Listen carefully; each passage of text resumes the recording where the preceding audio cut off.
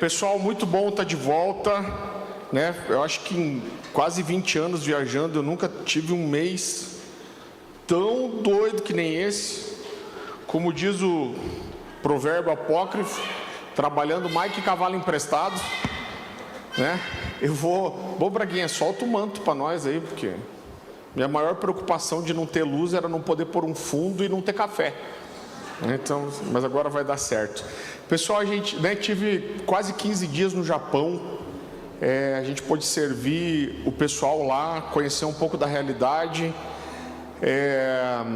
A gente fez uma reunião da Ticum nos últimos dias ali, e eu pude conhecer também um pastor ligado a Ticum na Coreia e outro na China. Então, ouvir a realidade ali foi muito interessante, né? Principalmente na Coreia. Então tem acontecido uma coisa que eu não sabia, mas eles falaram que estatisticamente o número de cristãos tem reduzido bastante, né? A Coreia viveu um grande avivamento mesmo, né? Ali desde do Poyang-cho e esse movimento, né, celular e de igreja nas casas. Mas esse pastor me falou o seguinte, que estatisticamente o número tem reduzido a cada ano. Então isso é bem preocupante. O Japão mesmo tem menos de 1% de cristãos, né? Então a gente está em contato com uma realidade como essa. Algumas coisas pesam muito no meu coração. Logo depois que eu cheguei, eu fiquei uma noite em casa aqui só. E aí a gente foi, eu cheguei do Japão na terça à tarde. E aí na quinta a gente já foi ministrei em Joinville. Depois na sexta na Cornerstone de Itajaí, no sábado no F-Hop, na conferência deles. A gente voltou de carro até Curitiba, ficou umas 3 horas em casa só, e aí foi para o Jesuscope, e eu fiquei ministrando lá 4 dias seguidos. E eu não sei nem por que eu falei isso de manhã, mas eu queria falar isso aqui de volta. Além dessa experiência no Japão e as experiências internacionais que a gente teve esse ano, eu estava conversando uma coisa com o Maicon Barroco, né? O Barroco é o responsável hoje pela Jesuscope School, que além de ter uma ideia de uma formação de liderança, de ministros, tem o coração muito voltado para missões. E eu estava conversando com o Barroco, uma impressão que eu tenho no espírito foi muito interessante, porque ele falou: Farley, eu tenho sentido a mesma coisa. Quando eu olho para as últimas décadas, né, e eu acho que o Paulo e a Ariadna estão aqui, podem me ajudar muito, eu queria até conversar com vocês depois sobre isso, mas eu tenho uma impressão que a gente teve duas coisas que impactaram muito o entendimento apostólico e missional da igreja. Então, uma delas foi a Jocum. Então, a Jocum, tudo que a Jocum fez e faz é incrível, é sensacional. Eu tenho certeza que se Jesus não vier antes disso, por séculos aí a gente vai lembrar do Loren Cunningham, tudo que ele fez no mundo. Por outro lado, a Jocum ter se tornado tão forte fez com que a maior parte da igreja acabasse terceirizando essa obra missionária, né? Então, por muito tempo dominava isso. Então, se você tinha alguém na igreja que tinha um chamado missionário, o que você fazia? Mandava para a Jocum.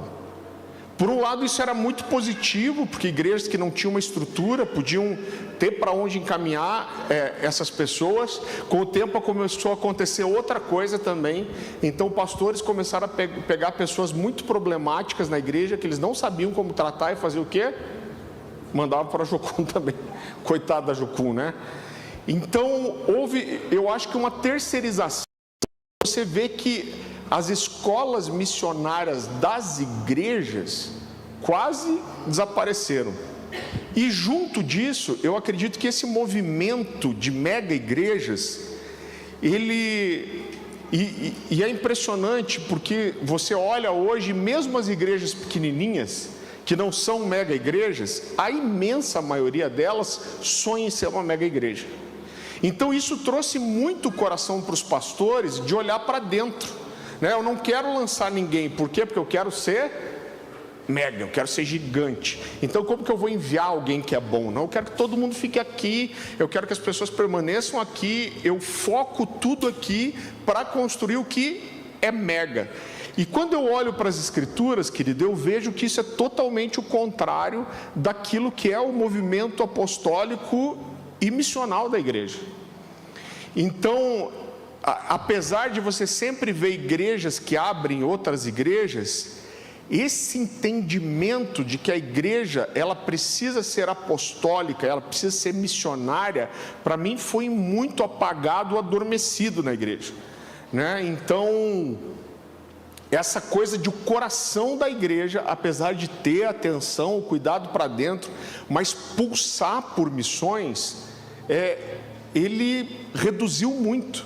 Outra coisa que é muito importante para mim, e eu percebo, é que todo movimento missionário, ele deveria ser um movimento pensando em formar igrejas, né? Então, o que você tinha terceirizando muitas vezes os missionários para um movimento de missões, acabava que essa pessoa, em muito, era desconectada da sua igreja e ela acabava indo para um trabalho missionário que muitas vezes era desconectado da igreja também, né? Então, eu entendo que esse trabalho missionário da igreja, de enviar pessoas para outras nações, tem que ter muito esse coração de abrir igrejas, né? Até porque Jesus vem buscar a sua igreja, e a verdade é que tudo começa e termina com a igreja. Apesar de todos os defeitos, falhas, Deus continua escolhendo a igreja. Então a gente teve muitas palavras no ano passado sobre isso. Esse ano a gente teve a primeira escola de missões aqui, e isso está queimando no meu coração, gente. Eu acho que o sentimento que eu tenho é como se o mundo fosse o nosso quintal. Parece que nada é longe demais. E a verdade é que a gente tem sonhado com as nações. Quando o Senhor nos deu esse nome Cornerstone, o nome em inglês, a gente, né, além de ter uma direção clara de Deus que a gente entendeu, a gente entendia que parte disso é porque um nome em inglês você não precisa adaptar para nação nenhuma, né? Então você consegue ir com esse nome para qualquer lugar. E a gente está sonhando em enviar muita gente. É muito pequeno, é muito embrionário ainda, né? Apesar de a nossa primeira escola de missões aqui ter mais de 60 alunos, para mim foi realmente surpreendente, né? Então a gente quer cada vez mais crescer nisso, sonhar com as nações, provocar isso no coração da igreja. Então o meu desejo é que a igreja tenha esse coração missionário. Então, se não para você ir para esses lugares, para você ajudar a preparar as pessoas que vão. Além de ajudar a preparar as pessoas que vão, para que a gente tenha o coração também para sustentar essas pessoas no campo missionário, né? Então, eu não sei direito os passos, mas a palavra de Deus fala que o Senhor opera em nós tanto desejar como realizar. Então, o fato de Deus estar provocando tanto o nosso coração para isso, me leva a entender que conforme a gente for correspondendo a isso, Deus vai nos dando os passos, os recursos e principalmente as pessoas. Então, esse ano foi impressionante como a gente teve chegando aqui na igreja muitas pessoas, não só com chamado missionário, mas que tiveram experiência no campo. Então a gente tem muita gente aqui que viveram inclusive anos fora do Brasil fazendo missões e hoje não estão envolvidos diretamente com missões, né? A gente tem o Paulo e a Ariadna aqui, que eu sei, talvez vocês não conheçam eles, mas eles são referência no Brasil inteiro. Todo mundo que tem o coração para missões, todo mundo sabe quem eles são, o que fizeram. Então, eu acho que cada vez mais a gente vai bater nisso e tentar trazer esse coração para a igreja. Minha oração para o Senhor, e foi uma palavra profética que um judeu veio aqui e deu para a gente, é que o Senhor estaria mandando muita gente para cá, mas não era só para a igreja crescer. Era porque o Senhor sabia que a gente não teria problema em lançar ninguém. E eu quero que esse seja o nosso coração mesmo. Amém? Estou dizendo isso para que você ore, para que você ouça o Senhor e para que esse coração missional venha cada vez mais crescer na gente. Amém? A Dani falou sobre o overflow, ele tem tudo a ver com a mensagem que eu quero compartilhar com você hoje, mas a palavra overflow é transbordar. Então, dentro de um entendimento de gratidão, e é sobre isso que eu quero falar hoje, a gente gosta de fazer todo final de ano esse culto que a gente chama de um culto do dar. Então, o que você vai fazer nesse culto? Você vai se preparar para abençoar a vida de pelo menos uma pessoa. Então, normalmente a gente levanta também uma oferta especial nesse culto, mas a gente não quer que você abençoe só a igreja, a gente quer que você escolha alguém aqui para você abençoar. Então, nos anos que a gente faz isso, eu já vi gente ganhar carro, ganhar terreno, né, ganhar coisas grandes, mas é claro que o que é mais comum é alguém às vezes comprar um pacote de sonho de valsa e dar para várias pessoas, deixar um bilhetinho junto, ou fazer aquele bolo de cenoura que você sabe fazer muito bem e trazer para alguém, ou uma coisa que eu vi muito, e gente, isso é um baita presente, é pegar aqueles irmãos que têm filho pequeno e dar um vale night para esse casal, né? Falou assim, ó, vou pagar a sua janta, ou o seguinte, vai jantar e a gente vai cuidar dos seus filhos, deixa seus filhos com a gente, para a gente aproveitar, ou vale um almoço, vale uma janta. Então, gente, o valor do presente não é essa a questão, é você estar sensível, e para a gente é muito tocante, porque vários anos a gente viu as crianças pegarem brinquedos que eles gostavam muito e dar para outras crianças. Então, com isso você vai educando as crianças também, não só a terem um coração grato, mas a transbordar na vida de outros. Então, isso vai ser dia 14, né? É 14, né? Então é isso mesmo. Então eu quero que você venha com o coração não pensando no que você pode ganhar, porque não é um dia para receber, é um dia para dar. Amém?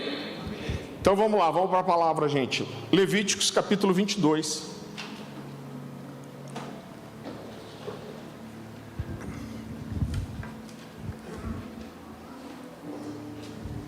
Levíticos capítulo 22, versículo 29.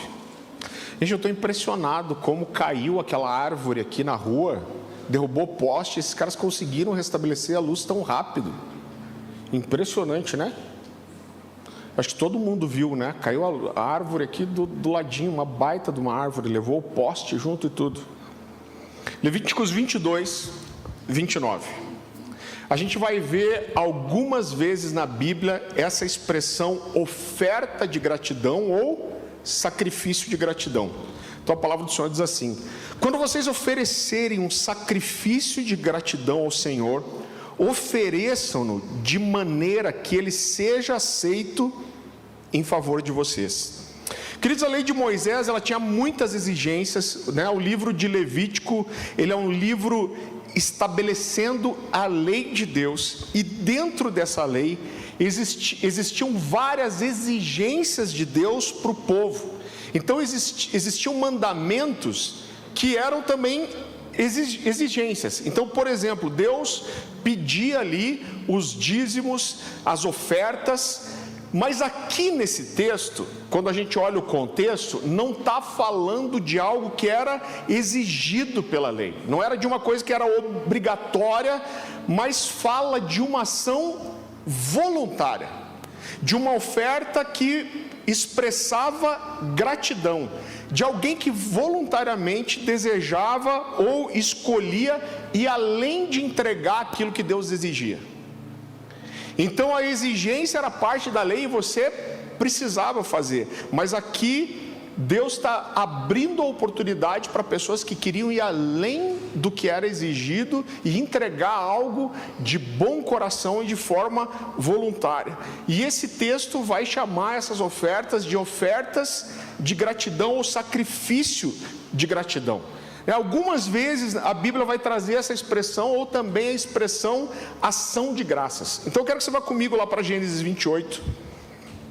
Deixa aberta aí sua Bíblia em Gênesis capítulo 28, a partir do versículo 16.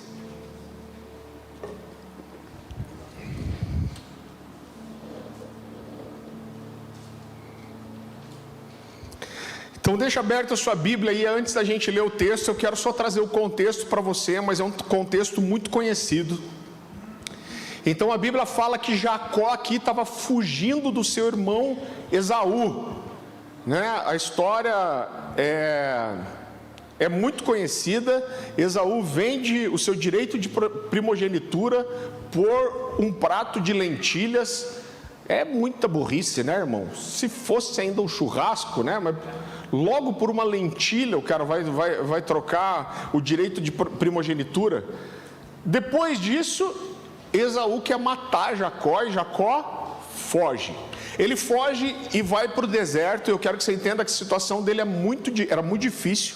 Então ele não tinha recursos ali, ele não tinha um abrigo, né? Ele estava no meio do deserto. E essas regiões desérticas normalmente são muito quentes durante o dia e muito frias à noite, principalmente porque a areia não segura o calor. E a Bíblia fala que Jacó se prepara para dormir e ele usa uma pedra como travesseiro. Então ele estava numa situação realmente muito difícil. Você vai ver que várias vezes a Bíblia vai usar a mesma expressão, o Deus de Abraão, Isaque e Jacó. Só que até esse momento Jacó não tinha um relacionamento e não tinha uma aliança com Deus. Mas esse aqui é um dia que faz mudar toda a história. A Bíblia diz que ele pega essa pedra, usa de travesseiro e durante a noite ele tem um sonho. E ele vê uma escada que ia do chão até os céus, e ele via anjos de Deus que subiam e desciam, e do lado dessa escada ele vê o Senhor em pé, e o Senhor fala com ele. Então é esse o texto que a gente vai ler agora. Gênesis 22, versículo 16. Despertando Jacó do seu sono, disse: na verdade o Senhor está nesse lugar, e eu não sabia. E temendo disse: quão temível esse lugar, é a casa de Deus, a porta dos céus. Então ele vai chamar esse lugar de Betel. A palavra Betel significa casa de Deus. Então é muito interessante porque existe algo dentro da teologia que a gente fala da lei da primeira referência. Quando foi a primeira vez que isso aparece? E essa é a primeira vez que um lugar é chamado de casa de Deus. Então o primeiro entendimento sobre casa de Deus é aquele lugar onde Deus se manifesta. Então Jacó acorda do sonho e ele fala: olha, Deus está aqui e eu não sabia. E alguma coisa muda na vida de Jacó, porque ele levanta, ele pega aquela pedra que ele usou como travesseiro, e isso era algo muito comum na antiguidade, você levantar uma coluna de pedras como um memorial, como um altar de adoração. E a Bíblia diz que ele faz uma aliança com Deus ali. Ali o Deus passa a ser o Deus de Jacó também. Não por parte de Deus, mas por parte de Jacó. Então ele levanta aquele altar, ele oferece um sacrifício de libação. O que é um sacrifício de libação? É toda oferta líquida, né? Normalmente era o azeite ou o vinho que era derramado ali como uma entrega ao Senhor. E a Bíblia vai chamar essa oferta também de uma oferta de gratidão, uma oferta de ação de graças. Então o que está acontecendo é que Jacó está dizendo: Deus está aqui, e eu sou grato por Deus estar nesse lugar e se manifestar a mim, e eu preciso manifestar a minha gratidão. A primeira coisa que eu queria destacar aqui é que, queridos, não basta simplesmente a gente ser grato, mas essa gratidão ela precisa ser expressa. E eu gosto muito dessa expressão. A gratidão ela deve ser materializada. Então o que Jacó fez foi tornar material o sentimento de gratidão que ele tinha. Ele manifestou essa gratidão. Eu acho que uma das coisas mais tristes que uma pessoa pode ter na vida ou deixar entrar no seu coração é uma coisa chamada ingratidão. E eu quero falar não só sobre como a ingratidão é terrível, mas que a ingratidão ela sempre vai acabar gerando algumas coisas no nosso coração. Então quando a gente olha tanto para a vida, a história dos personagens bíblicos, nas escrituras ou na vida mesmo, a gente vai perceber que a ingratidão, de uma forma muito simples, ela fala de uma falta de reconhecimento. Ser ingrato é deixar de reconhecer algo. Eu queria que você fosse comigo para o Salmo 50.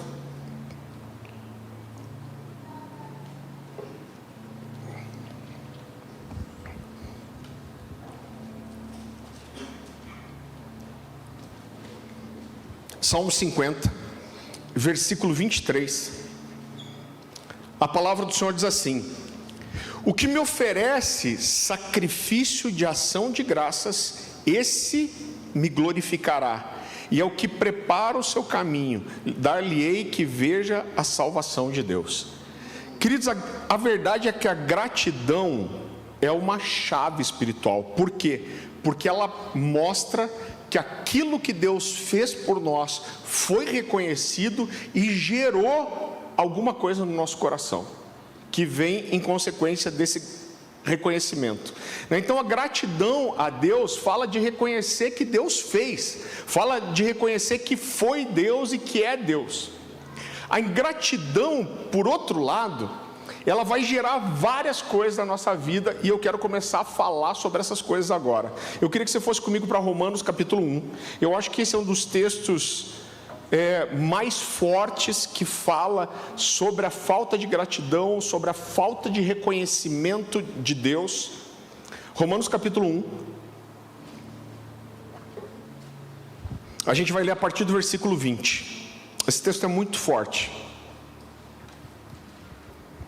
Então, Paulo vai estar falando aqui de como a própria natureza e as coisas criadas acabam de alguma forma revelando Deus.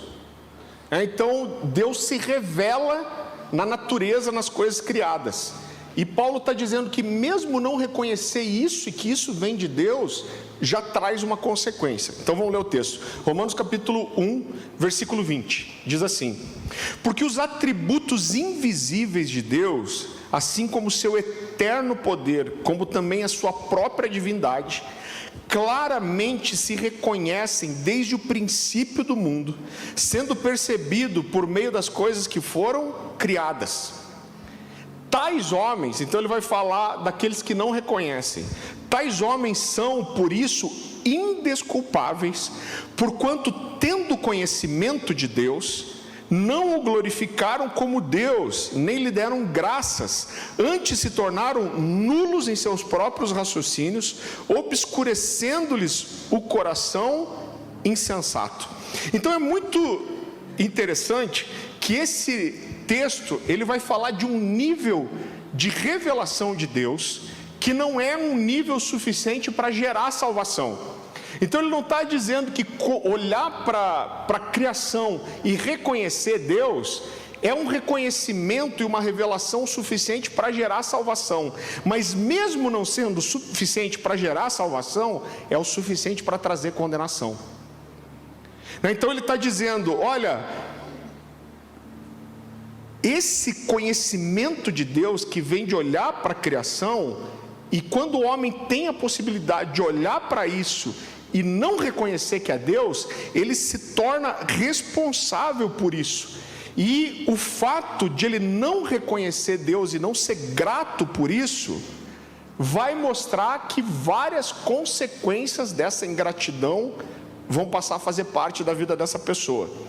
Então, só antes da gente continuar e esmiuçar esse texto, eu gostaria de usar um outro texto da Bíblia que eu acho muito forte, que fala sobre o que a ingratidão e o não dar glória a Deus por alguma coisa pode gerar na vida de alguém. Eu queria que você fosse rapidamente comigo para Atos capítulo 12.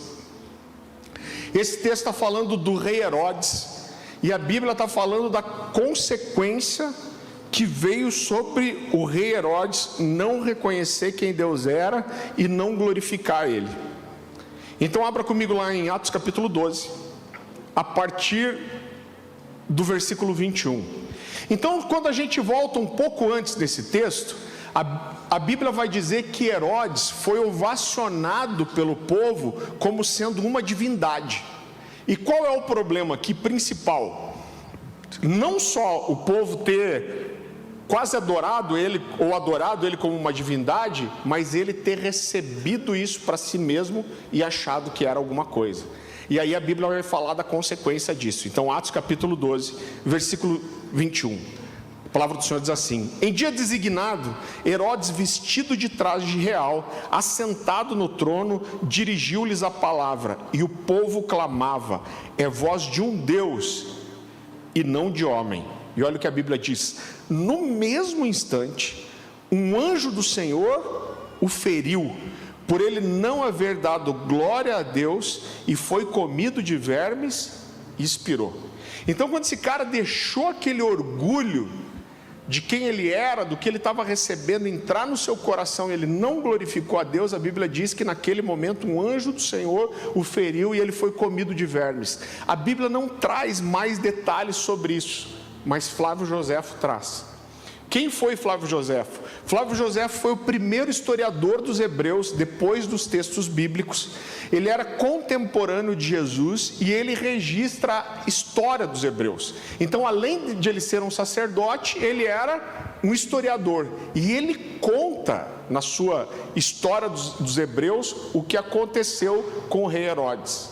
E ele diz que Herodes apodreceu de dentro para fora.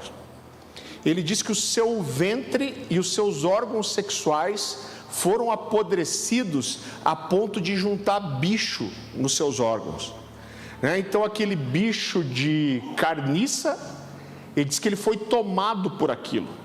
Então a história conta, Flávio Joséfo vai dizer que tentaram amenizar sua dor e curar ele de várias formas, e uma das últimas formas que tentaram foi mergulhando ele numa banheira de óleo quente. E além de não matar os vermes, gerou nele queimaduras. E eles tiveram que impedir Herodes várias vezes, porque a dor e o sofrimento dele era tão terrível que várias vezes ele tentou se matar para acabar com a sua dor.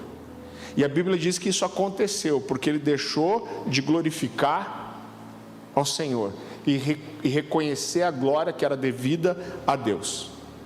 Agora, voltando para Romanos 1:20, quando ele fala daqueles homens que são indesculpáveis por não reconhecer a Deus, ele diz assim: tais homens são por isso indesculpáveis, portanto, tendo conhecimento de Deus, não o glorificaram como Deus e nem lhe deram graças, antes se tornaram, e aí ele diz, nulos em seus próprios raciocínio, lhes obscurecendo o coração insensato. Então ele fala aqui de duas consequências da ingratidão, e a primeira é tornar-se nulo no seu pensamento. O que ele quer dizer? Que a percepção lógica e a percepção da verdade é comprometida. Eu estava esses tempos atrás vendo um cara conhecido da internet, ateu, que fala contra a Bíblia e contra o cristianismo. E, gente, a sensação que me dá é de um temor por o quanto esse cara não teme a Deus e pensar o que esse cara vai receber como fruto disso. Mas ver como o raciocínio e o pensamento, a leitura, a percepção de vida dessas pessoas fica completamente comprometida. Romanos capítulo 1, a partir do versículo 24, ele vai falar, e a Bíblia está falando aqui, é o mesmo contexto, mas ele fala dos homens e mulheres que se inflamaram mutuamente, sexualmente, homens com homens e mulheres com mulheres. E aí ele diz assim, que chegou uma hora que o Senhor os entregou às suas paixões. Então é como se Deus dissesse assim: queridos, eu vou dizer para vocês, na vida toda eu tenho a impressão de ver pessoas que chegam nesse nível. O cara vai insistindo tanto no pecado, ele insiste tanto naquilo, que a impressão que eu tenho é que chega uma hora que Deus diz assim: é isso que você quer? Então eu vou te ajudar a mergulhar na sua desgraça. E o texto bíblico vai dizer: e o Senhor os entregou às suas paixões e a uma condição mental reprovável. Para mim é a mesma coisa aqui. Então é uma condição mental que deixa de ver a realidade das coisas. Quantas vezes eu vi isso? Eu tenho a impressão que às vezes Deus oculta o pecado de alguns líderes, inclusive, como se Deus dissesse: é isso que você quer? Então eu vou te dar corda para você se enforcar, e você vai poder mergulhar nessa iniquidade e nessa desgraça que você quer mergulhar. O coração é obscurecido e o seu raciocínio se torna nulo. Eu gosto muito de uma frase de Geoffrey Wilson, e ele diz assim: quando homens rejeitam a verdade, abraçam a mentira em seu lugar, a ausência de verdade sempre assegura a presença do erro. Então, quando Deus deixa de ser o centro do raciocínio, né?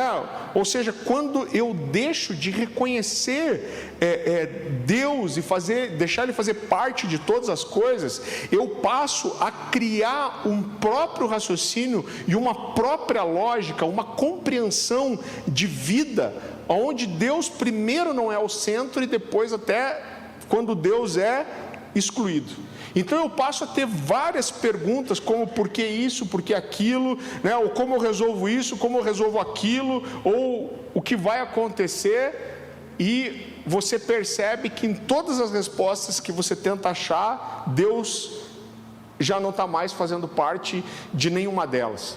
Você não precisa abrir, mas o Provérbios capítulo 3, versículo 6 diz assim: reconhece-o, falando de Deus, reconhece-o em todos os seus caminhos e ele endireitará as tuas veredas.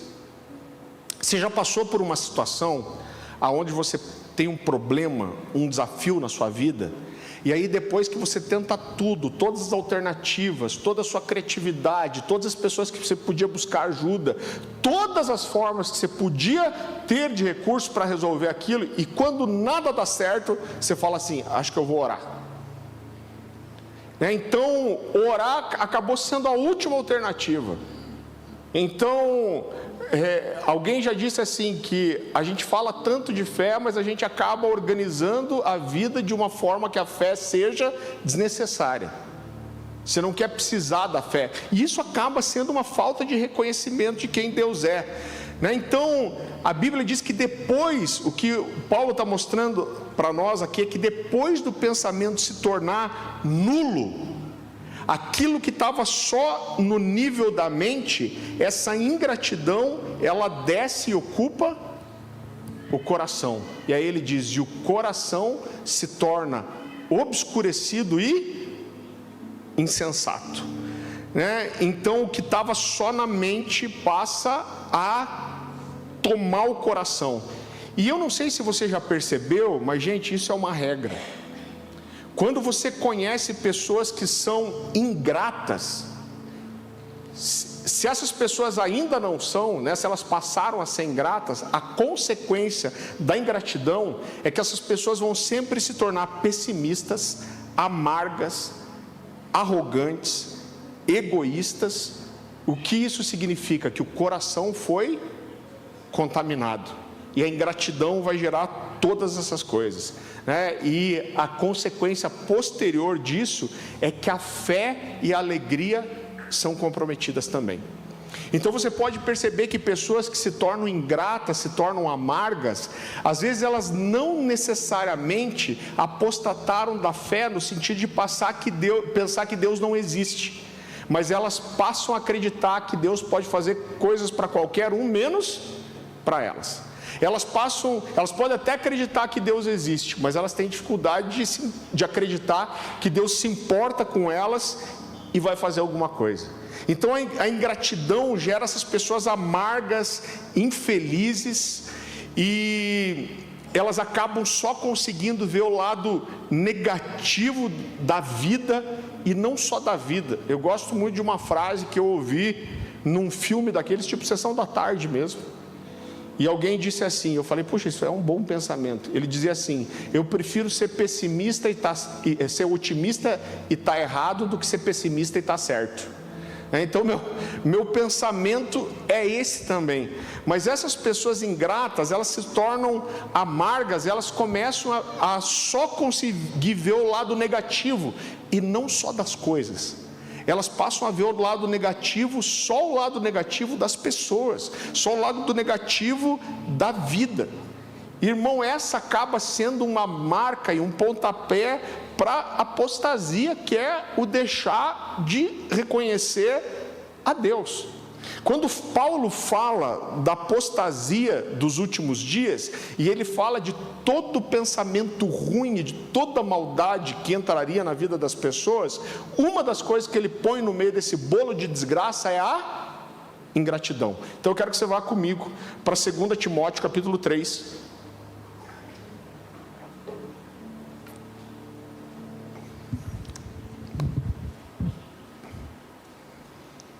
2 Timóteo capítulo 3.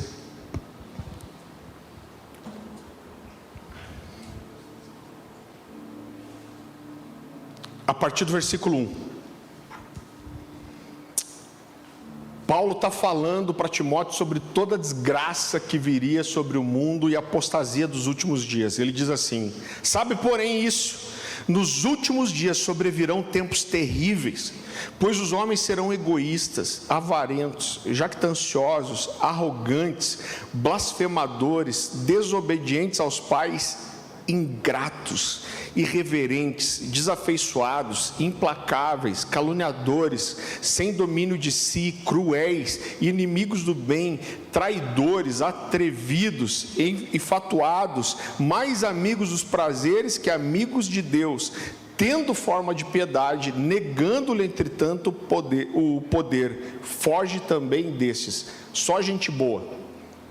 Agora, a gratidão, ela vai produzir na nossa vida exatamente o efeito contrário dessas coisas. Eu gosto muito de uma frase de Charles Swindoll. Ele diz assim: a confiança produz alegria quando fixamos a nossa atenção sobre as coisas pelas quais nós somos agradecidos. Então a gratidão, ela acaba gerando o contrário da ingratidão, que é gerar fé e alegria. Então, alguém já disse que a gente deveria escrever no mármore, gravar no mármore o bem que nos fazem, e escrever na areia da praia o mal que nos fazem. Por quê? Porque o mármore fala de uma coisa que não se deteriora, não se apaga. Agora, aquilo que você escreve na areia da praia, a primeira onda que vem, apaga. Só que muitas vezes a gente tem o hábito de fazer exatamente o contrário. Você já percebeu que quando você quer uma coisa, a nossa tendência é dar uma atenção muito maior para aquilo que a gente não tem do que aquilo para que a gente já conquistou? Isso é natural do ser humano. Um dos primeiros versículos da Bíblia que eu procurei decorar, você não precisa nem abrir, eu vou ler para você. É Filipenses capítulo 4, versículo 8, e Paulo diz assim aos Filipenses: finalmente, irmão, tudo que é verdadeiro, tudo que é respeitável, tudo que é justo, tudo que é puro, tudo que é amável, tudo que é de boa fama, se alguma virtude há e se algum louvor existe, seja isso que ocupe o vosso pensamento. O que também aprendeste e recebeste e ouvistes e viste de mim, isso praticai, e o Deus da paz será convosco. Então Paulo está falando aqui dessa condição mental de alimentar o nosso coração com as coisas boas, com aquilo que traz fé, que traz esperança, que traz alegria, né? Jeremias, lá em Lamentações 3:21, você não precisa abrir também. Jeremias está num contexto terrível, sendo perseguido, surrado, maltratado e correndo um risco sério de morte. Então ele vê não só perseguição contra ele, contra os profetas, mas ele vê o povo se afastar cada vez mais de Deus. Irmão, é uma desgraça. Jeremias é chamado de o profeta chorão. Agora, no meio de toda essa desgraça, quando parece que tudo está dando errado, o que Jeremias fala em Lamentações 3:21? Ele diz assim: eu quero trazer à memória aquilo que me dá esperança. Ele está dizendo: eu vou alimentar o meu coração com as coisas certas, não com aquilo que me traz desespero, mas com aquilo que me dá esperança. Isso fala de reconhecer Deus das coisas que Ele fez e trazer isso à memória. Então, uma coisa que o Senhor tem falado, e na verdade Deus sempre fala isso todo final de ano comigo, é a importância de nós nos lembrarmos. Eu acho, na verdade, que é irresponsável de todo crente chegar no final do ano e não olhar para trás e não lembrar por aquilo que a gente é grato, irmão. O que Deus fez esse ano. Eu lembro que eu acho que aquele ano que teve a pandemia, que milhares de famílias perderam entes queridos. A gente conhece famílias jovens com filhos pequenos, que o marido morreu, que a esposa morreu, a Dani perdeu um tio. E eu lembro que a gente estava reunido, né, a nossa família, a família dos pais da Dani, e eles pediram para eu dar uma palavra, e eu falei: gente, como a gente precisa ser grato, porque quantas famílias nesse Natal estão com cadeiras vazias à mesa? E mesmo aquelas que estão com a cadeira vazia, a gente tem duas opções: chorar por quem não está, ou se alegrar por quem está. Então, eu acredito que esse é um momento de a gente lembrar do que Deus fez, lembrar do que Deus nos livrou, lembrar do privilégio de estar aqui como família. O Salmo 126 é um salmo tão curtinho, mas ele ensina algo tão especial. Eu queria que você fosse comigo para lá, o Salmo 126.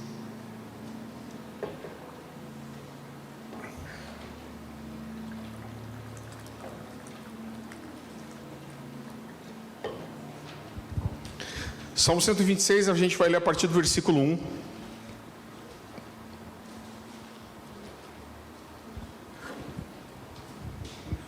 A palavra do Senhor diz assim: quando o Senhor restaurou a sorte de Sião, ficamos como quem sonha. Então a nossa boca se encheu de riso e a nossa língua de júbilo. Então entre as nações se dizia: grandes coisas o Senhor tem feito por eles. Com efeito, grandes coisas fez o Senhor por nós, por isso estamos alegres. Mas aí ele diz assim, você está vendo que ele está falando de gratidão, de falar sobre aquilo que Deus fez, mas logo depois a oração continua assim: restaura, Senhor, a nossa sorte, como as torrentes do Neguebe. Os que com lágrimas semeiam, com júbilo ceifarão. Quem sai andando e chorando enquanto semeia, voltará com júbilo trazendo os seus feixes. Então, ao mesmo tempo que ele lembra e fala da alegria que veio da resposta de Deus, ele está falando de uma esperança, falando: Deus restaura a nossa sorte, como as torrentes do Neguebe. O que são as torrentes do Neguebe? Quando a gente esteve em Israel, agora na metade do ano, a gente pôde ir nessa região desértica do Neguebe. Então é uma região seca, desértica, mas você vê longe um aglomerado de montanhas. A gente não tem, eu acho que esse tipo de geografia aqui no Brasil. Eu lembro que na África eu vi bastante isso também, né? Então você tem uma área gigantesca, quase onde a vista alcança, plana, sem nada, e de repente você tem um punhado de montanhas junto. E a região do Neguebe é assim, você tem uma região muito plana, mas você vê ao longe um aglomerado de montanhas. E lá nessas montanhas chove, muito esporadicamente. E quando chove, essa água vai se concentrando no meio dessas montanhas. Eu não sei quem de vocês lembra, a gente esteve aqui em Itajaí, quando deu alguns anos atrás aquela inundação horrível, e foi muito isso. A serra foi retendo a água de uma chuva intensa, e quando aquilo transbordou de uma vez só. Então vai chovendo nessa região montanhosa ali, e essa água vai sendo retida no meio das montanhas. E quando ela rompe de uma vez só. Qual é a consequência? É que de repente, no meio do deserto, aparece, né, uma tromba d'água e aparece um rio do nada. E isso é tão forte que frequentemente mata pessoas. Porque pega as pessoas desprevenidas, e essa corrente de água vem e leva a gente embora e mata.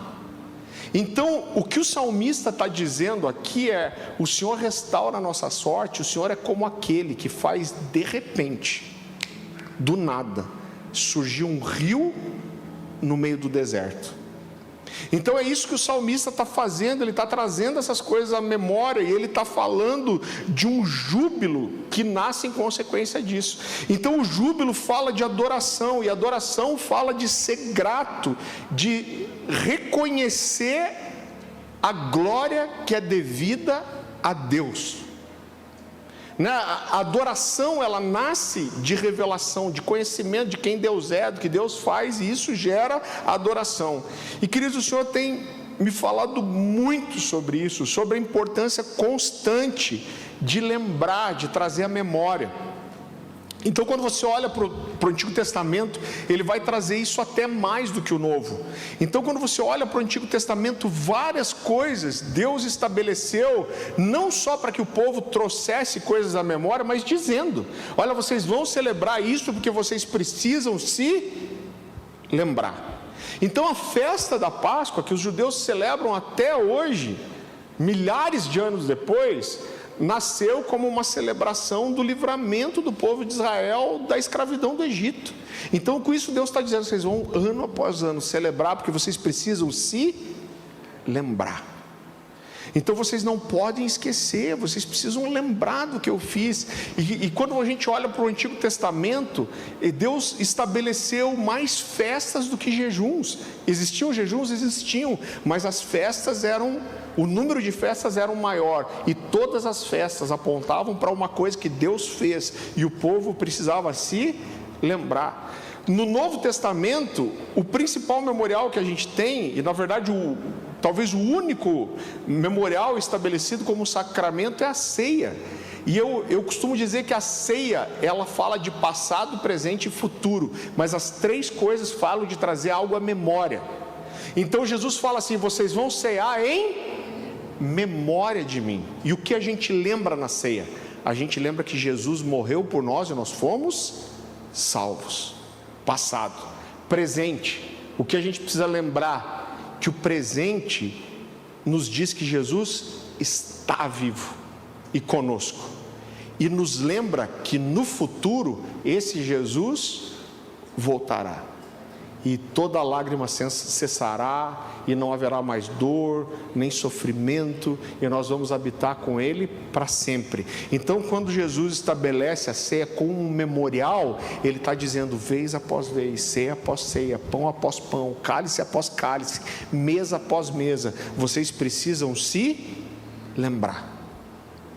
E isso precisa gerar festa e gratidão. Durante essa semana a gente comemorou nas livings, o Dia de Ação de Graças, ou a celebração americana do Thanksgiving. E apesar de essa ser uma celebração americana, ela é uma celebração cristã. E eu acho maravilhosa a história por trás do Thanksgiving. Então, qual é a história? Em 1621, vários cristãos fugiram da Inglaterra por causa de perseguição religiosa. Então eles embarcaram no navio chamado Mayflower, e esse grupo de pessoas seguiu pelo mar em direção à América do Norte, cristãos fugindo de perseguição religiosa.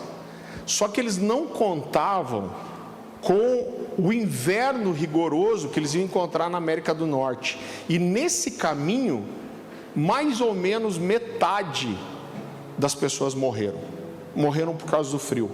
Quando eles chegaram finalmente à costa americana, e chegaram famintos, congelando, doentes, uma coisa inusitada aconteceu, que eles encontraram uma tribo indígena que habitava aquele local, que podia ter matado eles, mas principalmente o chefe dessa tribo, ele ficou compadecido das mortes, da fome e da condição que aqueles primeiros peregrinos chegaram, e eles acolheram esses peregrinos, e eles não só deram abrigo, cuidado, comida para esses peregrinos, mas eles ensinaram esses peregrinos como trabalhar aquela terra, para que eles pudessem começar a colonizar aquele lugar.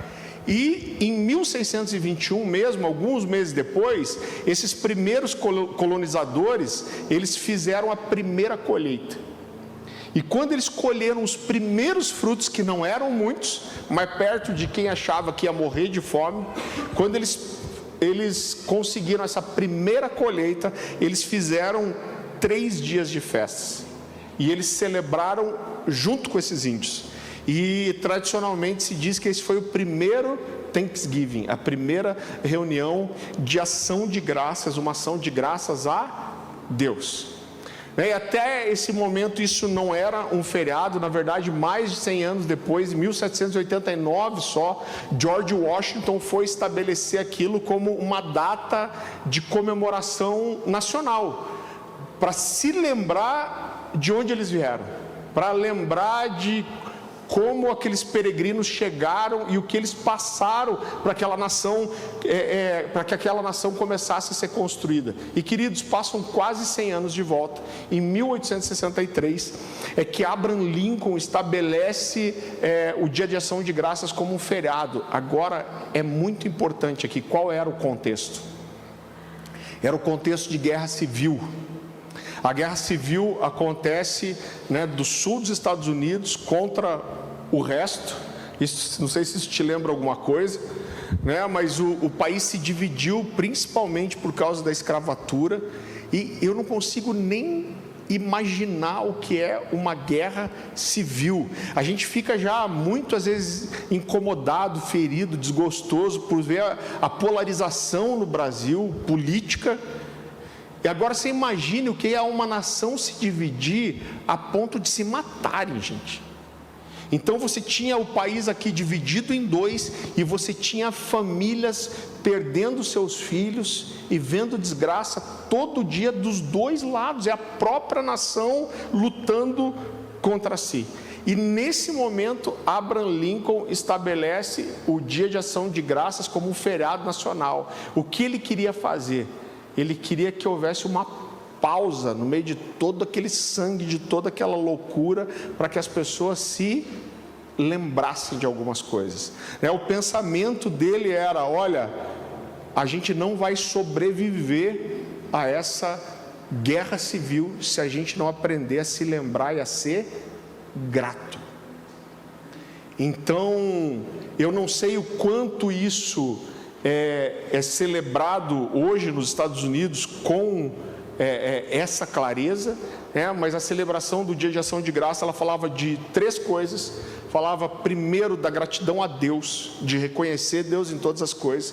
Em segundo lugar, reconhecer a importância do próximo, da ajuda mútua, porque foi isso que os índios fizeram com aqueles primeiros peregrinos, e manter uma memória coletiva de que ninguém é bom o suficiente e que a gente precisa de Deus e precisamos uns dos outros. Então tem até, como eu disse, eu não sei o quanto o povo americano leva isso ao pé da letra, mas existe uma declaração do Dia de Ação de Graças, e essa declaração diz assim: nós não chegamos até aqui sozinhos, Deus nos carregou, pessoas nos ajudaram e a graça de Deus nos alcançou mais uma vez. Então o Dia de Ação de Graças é como uma pausa no meio da demanda, da correria, no meio dos boletos para pagar, no meio dos desafios da vida, no meio do desespero, até no meio do caos. É o momento onde você para, respira e fala: Deus, eu vi você, eu sei que foi você, eu não esqueci do que você fez. Então quase como um recálculo de rota, Sabe quando você está usando o GPS e de repente você entra num caminho errado, e aí você desacelera e fica esperando o GPS recalcular? Às vezes a vida tem que ter um recálculo, e a alma também, Então essa é a hora de parar e olhar para trás e relembrar algumas coisas. E eu quero dizer para você, querido, que isso não é só bonito, mas a gratidão, eu poderia dizer que a gratidão é um mandamento para a sobrevivência espiritual. É uma coisa que ninguém pode perder. Paulo diz lá em 1 Tessalonicenses 5,18, ele diz assim: tudo dai graças. É claro que eu preciso corrigir uma coisa aqui que às vezes se entende errado. Paulo não está falando de dar graças por tudo, Então, mas qual que é a diferença? Seu filho está doente, não é você falar: Deus, obrigado porque meu filho está doente, mas é Deus, mesmo meu filho estando doente, eu te dou graças. Eu te agradeço pelo filho, eu te agradeço pela cura que eu estou esperando. No meio de um desastre financeiro, não é você falar: Deus, obrigado que eu estou quebrado, mas é falar: Deus, eu estou quebrado, mas apesar disso, eu reconheço o Senhor me dá forças, o Senhor já me socorreu em outros momentos, e eu te dou graças. Então não é, querido, sobre romantizar a dor, é sobre declarar que você acredita que Deus continua no comando. Então é muito interessante, e eu estava pensando sobre isso esses dias, que o pecado de Adão e Eva no jardim do Éden, o que a serpente oferece para Adão e Eva é o fruto da árvore de conhecimento do bem e do mal, mas a serpente não tentou Eva com a fome. Eles não pegaram aquele fruto porque eles estavam famintos, porque eles tinham alguma necessidade. Mas, então, o primeiro pecado de Adão e Eva não foi comer o que Deus disse para não comer. Antes disso teve outro pecado. E esse pecado foi a falta de reconhecimento de quem Deus é. Porque para que eles comessem daquele fruto, primeiro a serpente precisou lançar no coração de Eva uma dúvida sobre quem Deus era de verdade. Então a serpente chega para Eva e fala assim: olha, mas Deus não falou que vocês podem comer de todas as árvores do jardim? Aí Eva falou assim: não, mas não é bem assim. Ele falou que eu posso comer de todas menos dessa, porque o dia que eu comer dela, eu vou morrer. E o que a serpente diz? Não é bem assim. Deus só não quer que você coma da árvore do conhecimento do bem e do mal, porque o dia que você comer, vocês vão ser iguais a Deus. Então o primeiro pecado aqui foi um pecado de ingratidão, um pecado de reconhecer quem Deus era, o pecado de esquecer que Deus gerou eles e deu para eles tudo o que eles precisavam, deu comunhão a ponto de se encontrar com eles todos os dias, deu a vida. Então o primeiro pecado foi duvidar de Deus, de quem Deus era, e desejar justamente a única coisa para a qual Deus disse não. E eu percebo, querido, uma lição que isso me ensina é que a ingratidão muitas vezes se torna o primeiro passo para a nossa queda. A ingratidão afasta a gente de Deus, a ingratidão mata a nossa fé, a ingratidão ela distorce a nossa visão de quem Deus é. E a verdade é que muitas vezes a gratidão ela se torna o primeiro passo para trazer as pessoas de volta. Você pode estar arrebentado, destruído, com a fé ferida, mas quando você passa a ser grato por aquilo que Deus fez e a lembrar isso, você está dando o primeiro passo para voltar. Então a ação de graça fala de lembrar de coisas com as quais nós nos acostumamos, mas às vezes é o principal pedido de alguém. Você já pensou que a roupa que você tem para vestir, o prato que você tem para comer, o carro que você tem para dirigir, talvez seja o clamor desesperado de alguém, mas que você já tem e você nem agradece por isso? Você já pensou que o seu filho, que você reclama algumas vezes para Deus, e não que você não tenha queixas reais, mas que o filho é o clamor de anos de famílias que não puderam ter um filho ou que perderam um filho?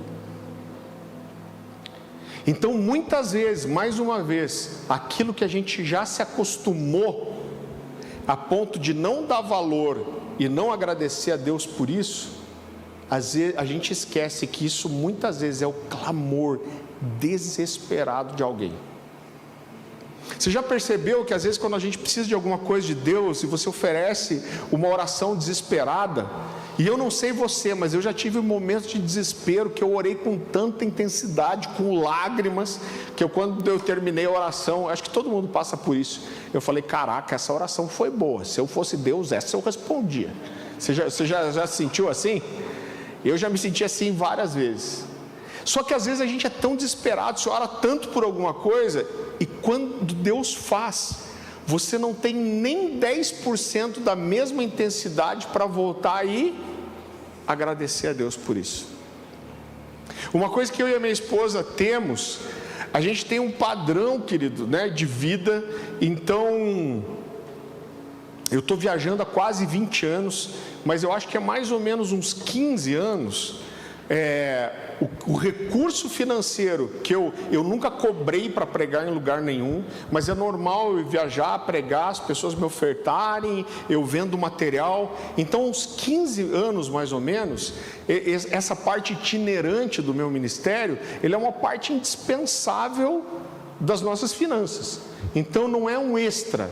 A verdade é que se não entrar, a gente se vê em problemas, Então faz parte da nossa renda e da vida que a gente leva, Isso não é um acréscimo. E, gente, eu vou ter que ser muito sincero com vocês. Eu esqueci porque eu estou falando isso. Você sabe por quê? Lembrei já. Gente, eu estou meio com o jet lag do Japão ainda, tá? Então você não estranha. Ontem a gente teve um culto que eu cheguei tudo animado. Quando acabou, tá certo que foi um culto de 4 horas, né? Mas quando acabou, eu falei: Dani, pelo amor de Deus, vamos embora, que parece que eu levei uma surra. Mas eu lembrei. Então a gente tem um padrão. Mas toda vez que entra uma oferta especial, entra alguma coisa diferente, a gente tem um compromisso de agradecer a Deus. Então normalmente quando a gente faz uma oferta diferente, mas a gente tem um compromisso de sempre transbordar sobre a vida de alguém, que isso fala desse coração grato, né? Então recebi uma oferta especial, existe um padrão daquilo que você recebe como oferta, é sempre mais ou menos a mesma coisa, mas às vezes você é surpreendido. Tá certo que às vezes você é surpreendido pelo lado negativo também, né? Mas graças a Deus eu recebo muito mais do que eu mereço. Mas muitas vezes a gente é surpreendido positivamente e fala: uau! Sempre a gente tem no coração, isso precisa transbordar em alguém. Há muito tempo a gente não vende nada em casa.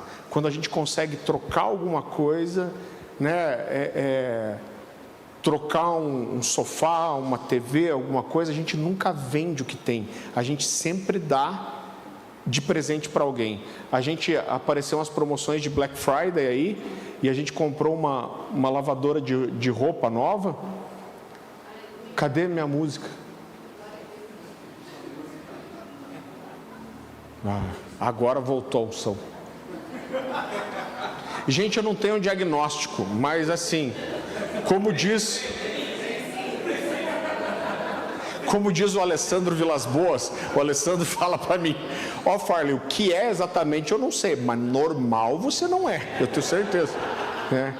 Então eu acho sinceramente que é o TDAH mesmo, e a música, a verdade, me ajuda muito a me concentrar. Eu tenho uma coisa desde pequeno, eu gosto de barulho de ventilador, gosto de barulho de ar-condicionado, e aí eu descobri que barulhos constantes são muito bons para pessoas com TDAH, porque a constância ajuda a se concentrar. Falei: olha aí, né? Então, o que eu estava falando mesmo?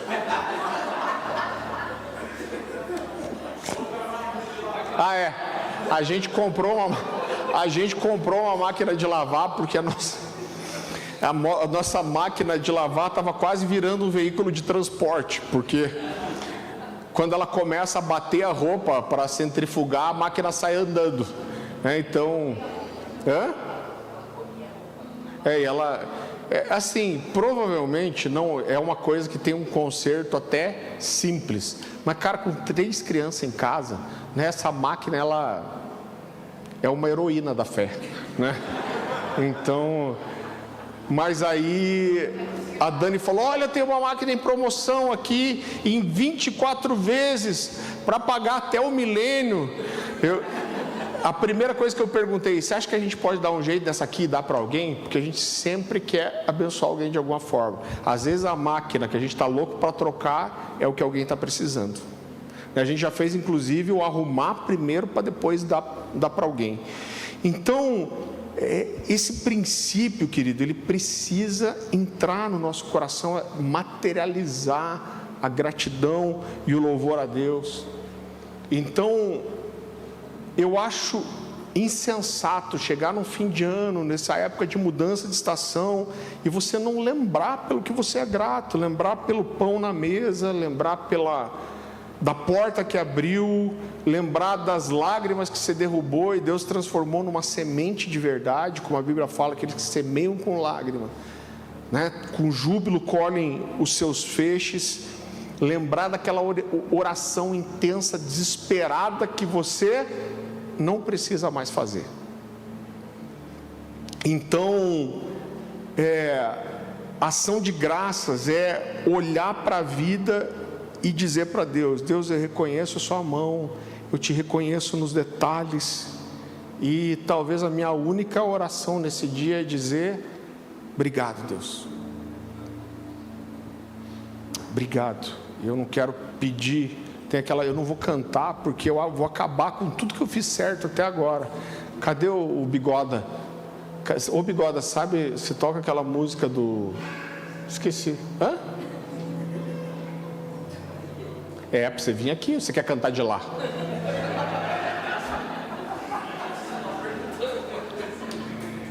Vem aqui para eu cantar no teu ouvido, que eu tenho vergonha de cantar no microfone. Não vou cantar não, tadinhos. Provavelmente não vou conhecer, sabe?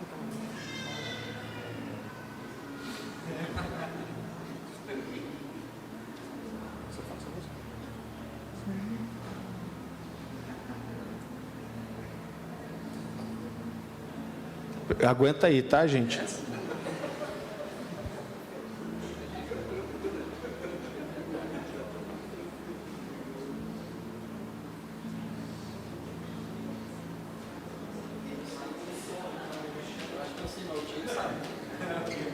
Irmão, algum evangélico aí sabe? Você sabe, Diego? Você não ouviu, né? Você fez isso aqui, o que é? Tá dizendo para ele que é dó? Eu te amo. Não é dó não. Então, enquanto o Bigoda tenta se lembrar ali da música, caraca, eu cantei, pareceu outra música, eu me ouvindo cantando. Você vê que desgraça, gente. Então eu queria, dentro disso, estimular você para esse overflow, né? A gente normalmente nesse dia levanta uma oferta especial, mas isso é tão precioso, querido, e não fala. Eu nem lembro agora se eu falei isso no começo do culto ou não, mas não fala de valor. Acho que eu falei sobre isso no começo, né? Falei, né? Ou foi de manhã? Hã? Falei? Falei aí, ó, eles estão espertos. Mas esse sentimento de materializar a nossa gratidão. Gente, como a gente precisa disso. Como isso tem um valor espiritual, né? Como é uma chave espiritual a gratidão. Uma das coisas que eu olho para a Bíblia e eu acho realmente assustador é que o povo sai do Egito para atravessar o deserto em direção à terra prometida e a comida começa a acabar, eles começam a ficar desesperados. E eles tinham visto tantos milagres de Deus, né? Eles viram o mar se abrir, o mar fechar, as 10 pragas no Egito, a coluna de fogo, a coluna de fumaça. Mas chega uma hora que Deus fala assim: vocês vão acordar de manhã e eu vou fazer cair um pão do céu. E a Bíblia diz que quando os hebreus acordam de manhã, eles olham para o maná e pegam aquilo que, né, apareceu junto do orvalho, e eles chamam aquilo de maná. A palavra maná significa o que é isso. Então, para mim, isso fala daquela surpresa que eles tiveram. Olha, o que é isso que Deus fez no nosso meio? Mas quando a gente vai, se eu não me engano é Números 23, posso estar bem errado, mas está na Bíblia. Chega um momento que eles estão há bastante tempo no deserto e eles chegam para Deus e, falando do maná, eles dizem assim: Deus, nós não suportamos mais esse pão desprezível que nos deste. Então, como a gente tem uma tendência de se acostumar com as maravilhas e deixar de reconhecer Deus, minha oração é que esse coração grato e que glorifica a Deus, que sabe reconhecer o Senhor em todas as coisas, que isso entre na nossa cultura, no nosso coração, e não só a gente possa agradecer a Deus dessa forma, mas a gente aprenda a materializar essa gratidão, transbordando na obra de Deus, na vida de outras pessoas. Você recebe essa palavra? Eu queria te fazer um convite muito simples aí no seu lugar, mas enquanto a gente adora ao Senhor, depois disso você está abençoado para ir para sua casa, que o Senhor te deu uma semana incrível. Eu queria que aí no seu lugar você começasse a lembrar de motivos de gratidão e você pudesse agradecer a Deus. O que você pode olhar para esse ano, para a sua vida e falar: Deus, obrigado, eu reconheço o Senhor, eu trago a memória e eu sou grato.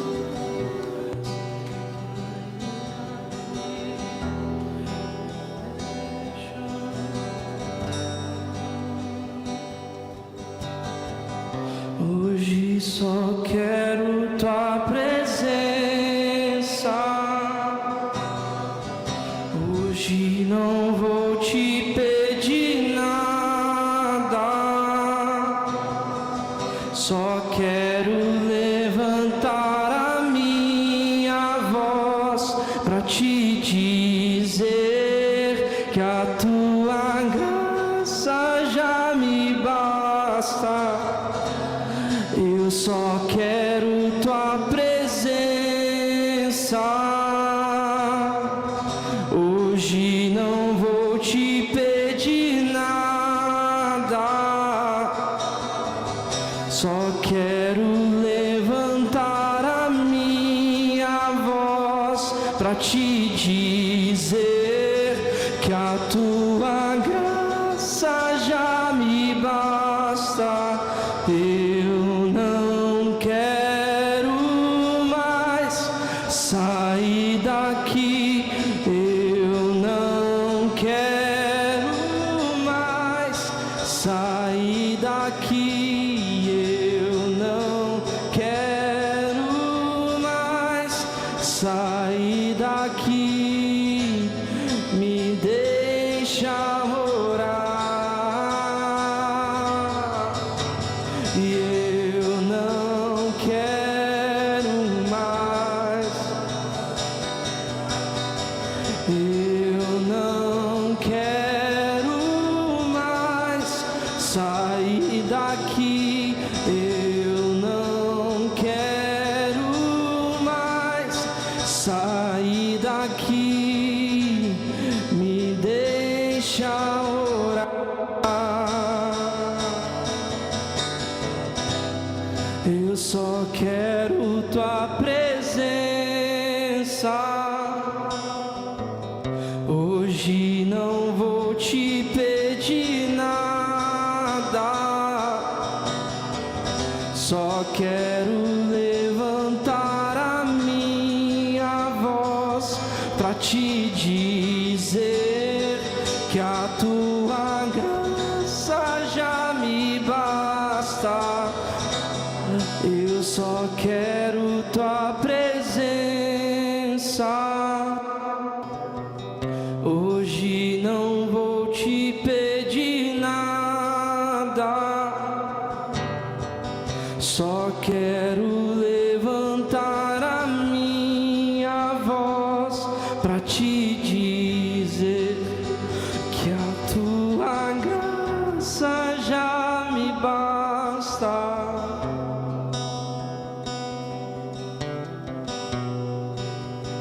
Tua graça já me basta. Eu não preciso de mais nada. Jesus, Jesus,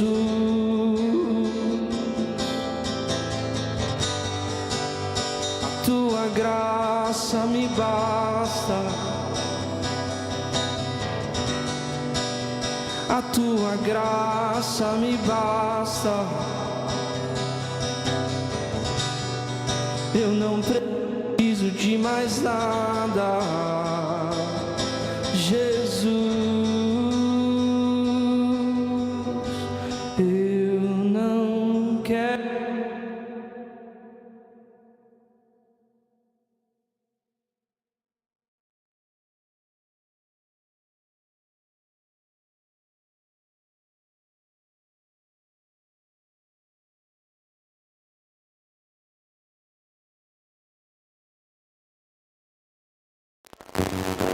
Deixa morar.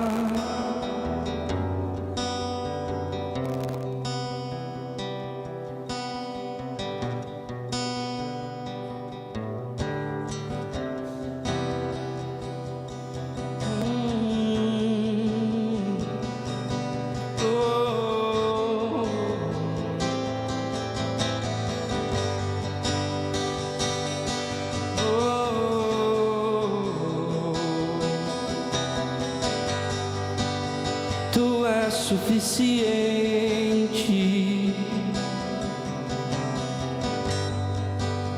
Tu és suficiente,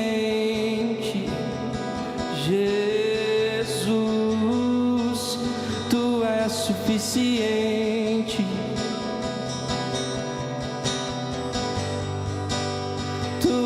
suficiente.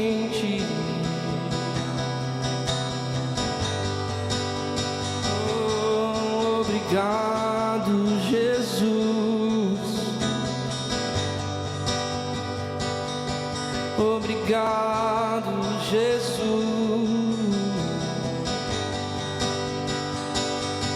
Obrigado, Jesus.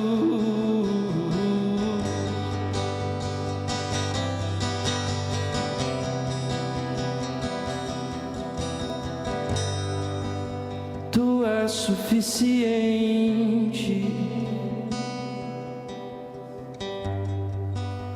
Tu és suficiente.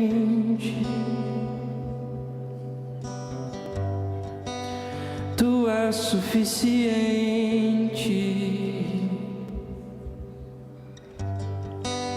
Tu és suficiente.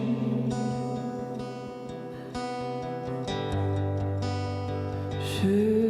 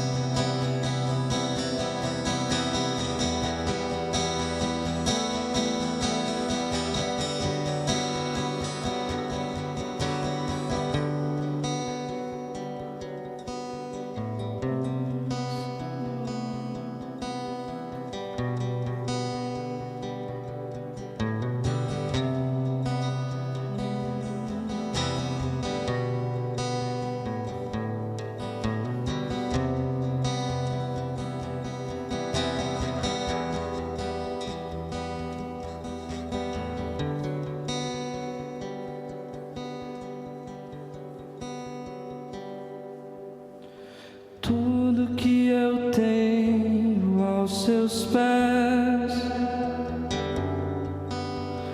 tudo que eu tenho é teu, tudo que eu tenho aos seus pés, tudo que eu tenho é teu, Jesus, como eu te amo tanto, tanto, e não há outro como tu. Ah, como eu te amo tanto, tanto,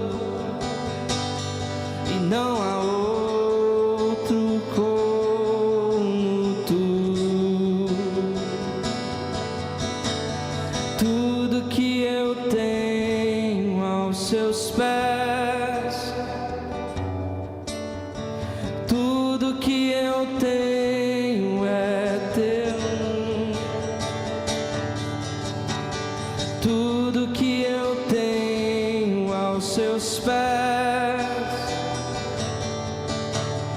Tudo que eu tenho é teu. Jesus, como eu te amo tanto. E não há outro como tu. Ah, como eu te amo tanto, tanto. E não há outro como tu. Jesus, Jesus, como eu te amo.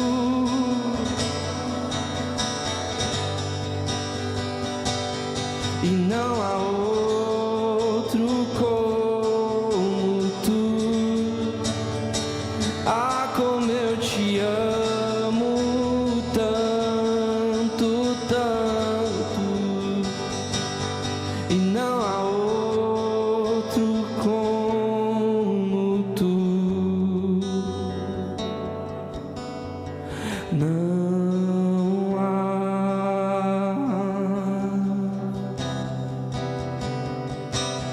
Não há.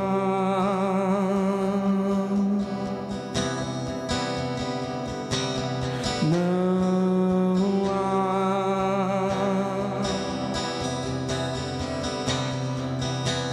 Não há. Tudo que eu tenho aos seus pés.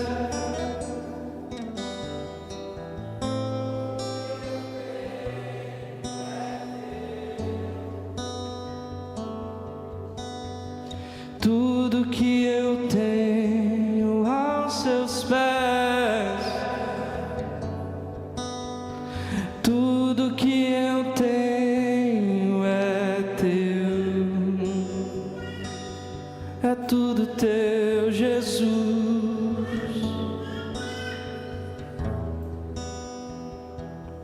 É tudo teu, Jesus.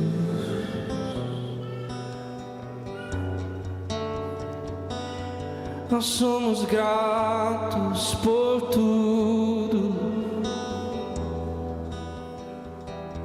Nós somos gratos por tudo.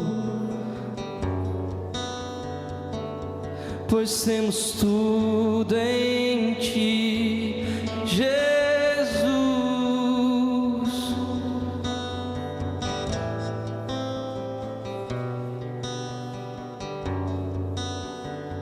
Nós não precisamos de mais nada.